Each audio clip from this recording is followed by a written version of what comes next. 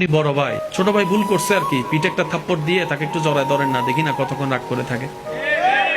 একটু জোরে বলি না, আপনি ছোট ভাই, বড় ভাই একটা কিছু করছে আর কি, আপনি বড় ভাইকে পিছন থেকে জড়ায় ধরেন, ভাই যতক্ষণ মাফ না করবো আমি ছাড়তেছি না। সে হয়তো প্রথমবার ধাক্কা দিয়ে বলবে তোর সাথে আমার কোনো সম্পর্ক নাই, দ্বিতীয়বার ধাক্কা দিয়ে বলবে তুই আলাদা আমি আলাদা। 5টা মিনিট দেখেন না, রক্ত তো রক্তকেই টানবে, কথা বলেন ঠিক কি না? আজকে এক ভাই আরেক ভাইয়ের সাথে দ্বন্দ্ব থাকার কারণে বাতিজির বিয়েতে চাচা যাচ্ছে না, লাভটা কি হচ্ছে? অনুরোধ করে বলি, একটা হাদিস মনে রাখবেন। নবী রহমাতুল্লিল আলামিন বলছেন, দুইজন দ্বন্দ্বকারীর ভিতরে